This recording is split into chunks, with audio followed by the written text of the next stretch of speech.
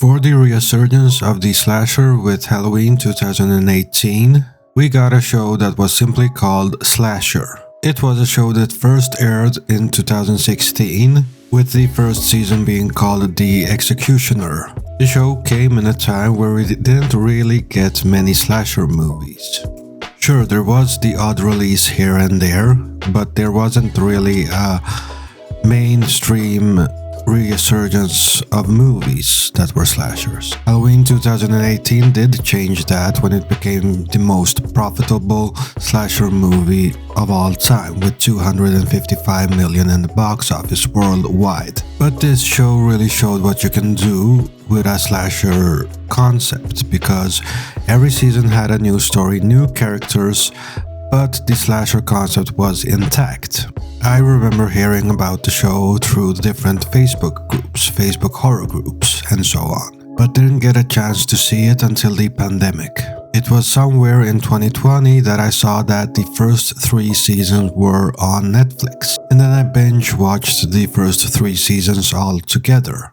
What struck me when I started watching the show was that it was very well directed and very well written. It was some of the best slasher content I have seen in many years. Sure, there were some good movies produced during these years, but to produce this consistent quality like these 3 seasons were, was out of the ordinary. And for me that likes the slasher subgenre the most out of the horror genre, it was great to see. As I mentioned before, the first season was called The Executioner. And the story is about Sarah Bennett and her husband Dylan.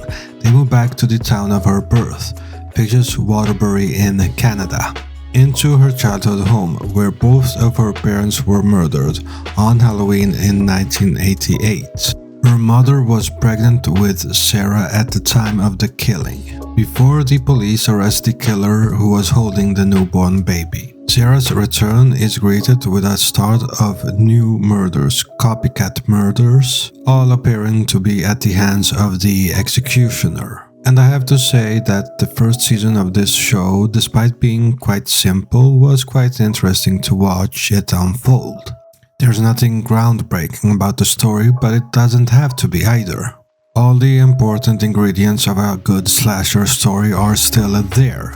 Yes, we do get a knife-wielding masked killer, but that's kind of the point with the slasher genre.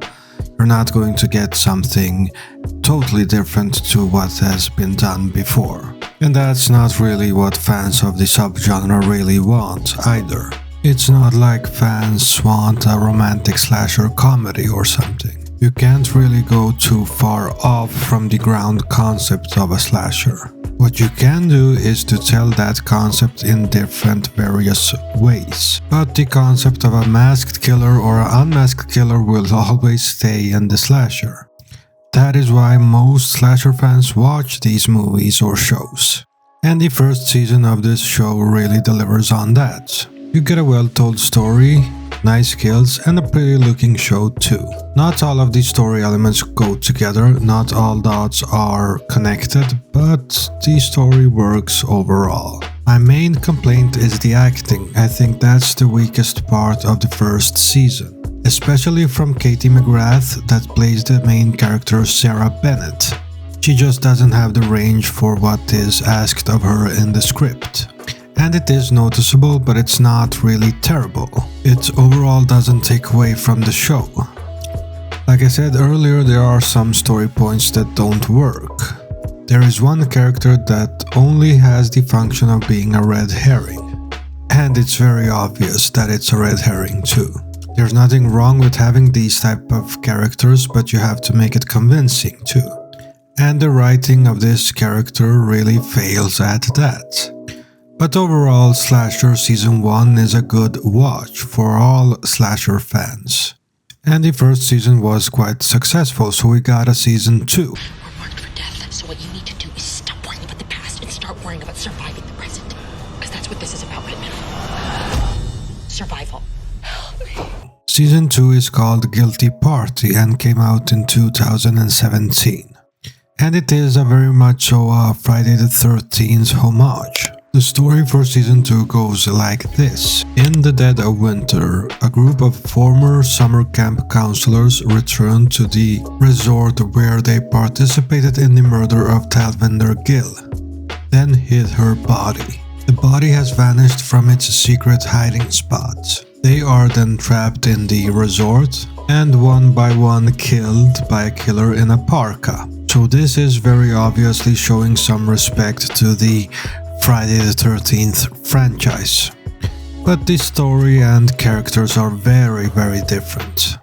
This season I actually think is better in many ways than season 1. And I kinda have a thing for settings that take place in snowy environments and resorts and cabins and things like that. I think snow and mountains and cabins add a certain mood to it that can't be beaten. It just feels more mysterious because winter is so quiet and still, and then beneath the surface things happen. And the show really takes advantage of that setting. This season is more complicated than the first one. It's not as straightforward. The story parts tie together better and there's more secrets and surprises. It's also a lot more gory and violent. The killer uses axes, chainsaws, and things like that. And there's a lot more characters this season, so there's a lot more red herrings too. But I have to say from a story and plot perspective that this is my favorite season. Without spoiling it for anyone that hasn't seen this, it's a lot more interesting and what we get in the end is a lot more in depth. The story plays out in various levels.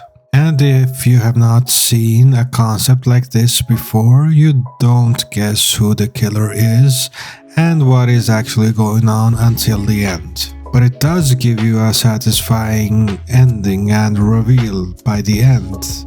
And that is what a slasher story should always do. So season 2 of Slasher is very much so a top-notch slasher story. Moving on to season 3, which is simply called Solstice.